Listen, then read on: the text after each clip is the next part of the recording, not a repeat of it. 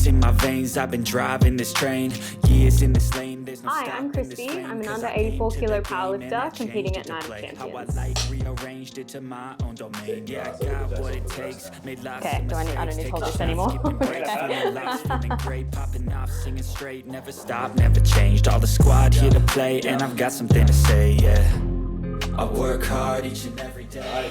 We good? I get lost in the words I say. Yeah? I don't Yeah. push Yeah. pause, no, I push play. Alright. I won't stop till I make a change. I withdraw on the things I make. I turn flaws into flawless traits. I build tall, never capped in space. I won't stop till I hear him say, What's your name and who are you? My name is Christy. I am 27 years old and I powerlift and I bake and I work and I sleep. What do you do for work? It's kind of hard to explain. I do a lot of data admin work for the engineers out on the gas plant up north. Cool. What got you into powerlifting? I went down the classic route of doing a lot of group fitness training when I was originally venturing into the gym for the first time, and I found it very monotonous and very boring, and I got really sick of it really quickly. And one of the coaches there came up to me and said, hey, like, what is it you want out of training? And I was like, well, lifting the heavy stuff's kind of fun. I want to do more of that. And she put me onto my first coach, Chris, and he was like, let's just run strength block. Like, we'll just suss it out, see how we go. And I did like a barbell basics 101, was like, oh, this is kind of fun. I was, baby weights as you are at the beginning. But it didn't take long before we were like, oh, like this might be something. Like we could probably do this. And 2018, I jumped on the platform for my first novice comp, and that was it. I've competed all year, every year since, bar this one. What was the initial driver to get you into the gym? Weight loss. It was just like I was super unhealthy. I was at uni. I was eating junk food, like just not the best version of myself. And I was like, you know what? Like, let's see what happens when we do this. And I met a lot of really good friends there, and that was just the driver to keep going back. Like that was like, it was social hour plus gym time, and that is half the reason why I stayed. Do you think that powerlifting's now allowed you to find the best version of yourself? Definitely. Like there's no way that I would be as resilient a person I am now without it. Not even a little bit. What's one thing that you wish you knew when you started powerlifting? That it's not the end of the world. Like it's not the be all and end all if you have a dodgy training session or you miss a number at comp, like, you do it again. You hit it next time. It doesn't have to become your entire personality. You don't have to give up everything just to powerlift. Do you feel like you've given up things in the past? I think I sacrificed a lot of just living my life. Like when I moved to Karratha 2 years ago, like I obviously couldn't compete up there. There was nothing for me powerlifting wise up there. So I used all my vacation time, all my travel time, all my savings basically to come to and from Perth to powerlift. So I think I probably missed out on a couple of things I could have done instead. And like, I don't regret that. Like I made some really good strides. Like we had only just started training then, like it was good to build that coach-client relationship. But this year has been different. Like we've taken a bit of a step back. I've done a lot of travel. I've done a lot of other stuff that I wouldn't previously have allowed myself to do because of powerlifting. Do you think it's now made you a better powerlifter? Definitely. Like being able to have the mindset of, oh, like I can have this week off, treat it as my deload, go on this trip and come back fresh, happy, relaxed, stress-free, and it basically not affect my training at all makes me a better lifter in the long run because I can take those times and not just let it consume me day and night. Talk to us about like when you first started competing, and like say it so people know, like you weren't under 84, you went to 76, back 84. Yeah. Talk to us about the journey and how when you started in the gym it was for weight loss, but now you're going back upper class and how that makes you feel. Yeah, so I was about 100 kilos when I started my gym journey back in 16 maybe, 17. And when I started with Chris, we were still cutting into the under 84s, which should never do as a novice powerlifter anyway, but we were already on that weight loss journey anyway, so it was just part of it as we went through. And like, we had all the newbie gains, we were making really good ground, and I was getting more competitive, and I was still a junior then too, so we ended up going to junior nats, and I took out gold as an under 84 junior, and then we set our sights on cutting to 76 as an open, and it went really well. We didn't have too much trouble at the beginning. COVID obviously put a massive hump in that, but ever since then I've just sort of gone on this little bit of a cycle of like, oh, I'll compete at 76, and then after comp I'll go up, and then I cut back down to 76, and it was just a bit of an endless cycle of constantly cutting, stressing. Like, I've never missed weight, touch wood, like it's never been, like I've had some close calls, but I think it was probably to the detriment of some of my training that we kept this cycle up.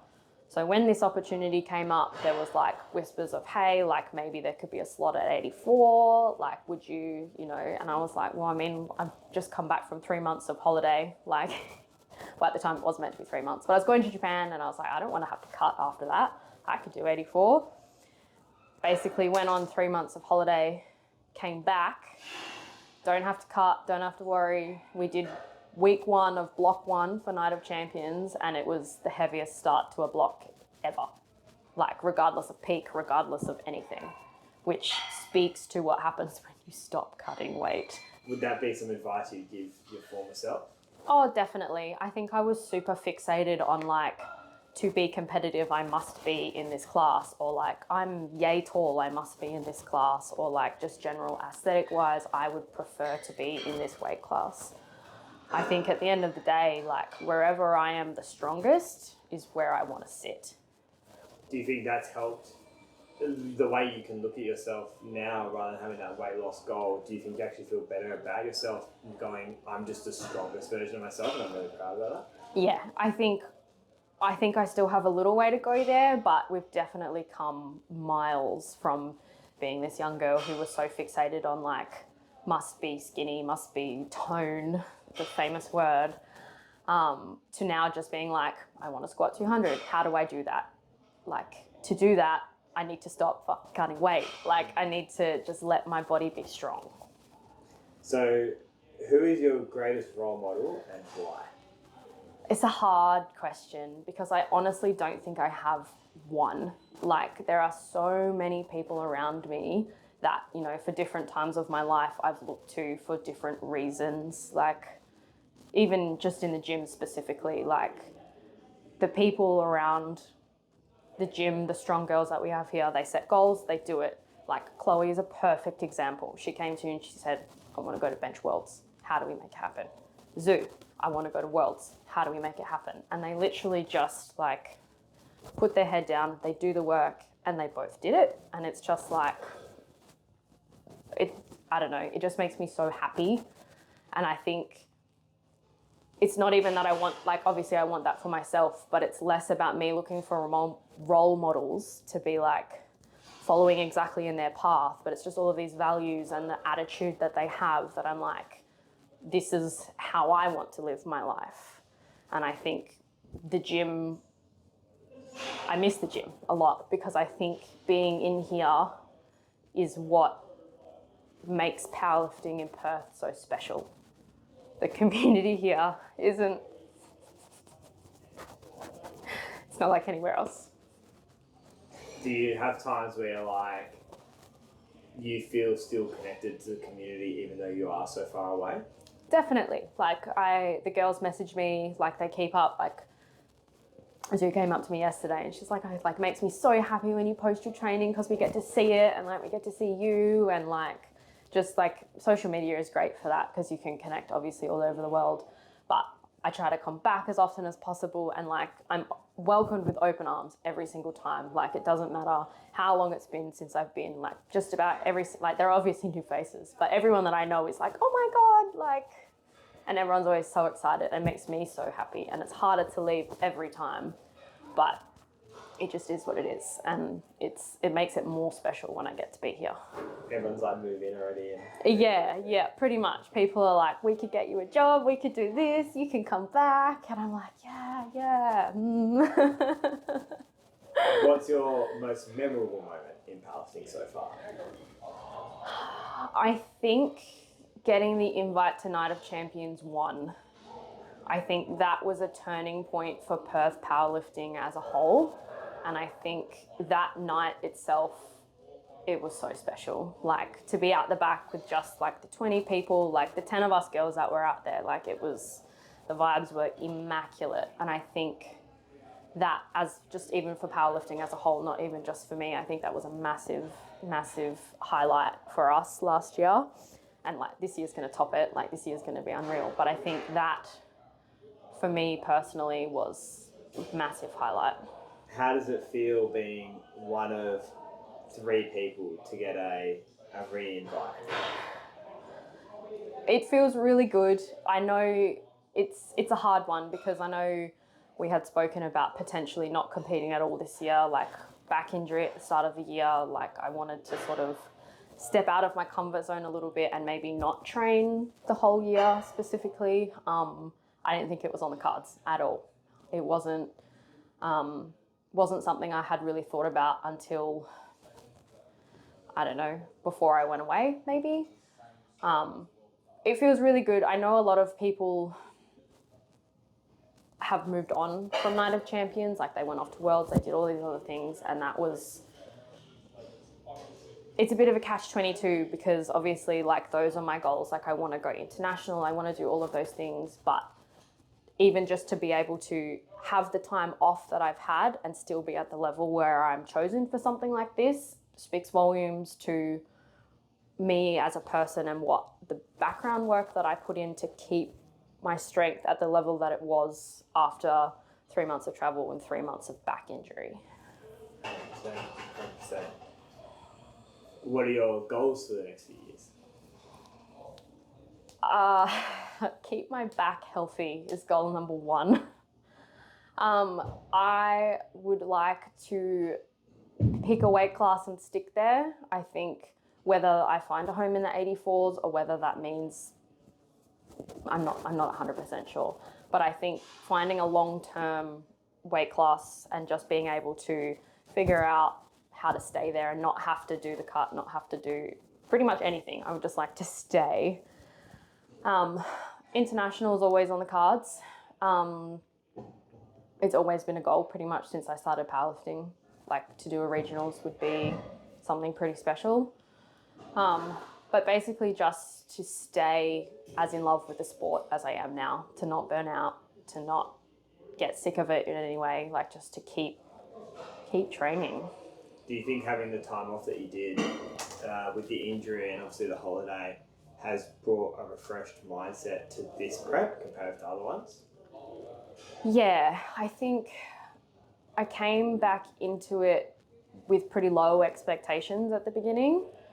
And then we started going and I was like, oh, wait a minute, it's all still here. It didn't go anywhere. And I was like, oh. And I think you summed it up really well after I did some training in Bali. You were like, it's really good to see that you realizing that you are strong. And I was like, oh, maybe I am. So that segues to my next question. What makes you a champion? I think I have a lot of perseverance in that it doesn't really matter what hand I'm dealt, I'll just keep going. Like it was, moving to Karratha was probably the biggest one that I was like, this could really screw me out of a lot of my powerlifting goals. Like I was so hyper fixed on like, I won't have any comp equipment, I won't have access to a coach, I won't have any of this. But at the end of the day, I think it took us maybe a block to figure out exactly how I need to set up my dodgy commercial equipment, what band, like everything that I needed just to be like, all right, it's time to just put my head down, get the work done. Doesn't matter what the equipment is, like it's all weight, you're still lifting it, like it doesn't matter. And I think that has been massive for the last, almost 2 years now that I have lived up there to not like I come down here and I train on the Eleiko, and like we're at a point now where I can go back and forth and there's pretty much no difference, and I'm like, it's a bench, I'll bench.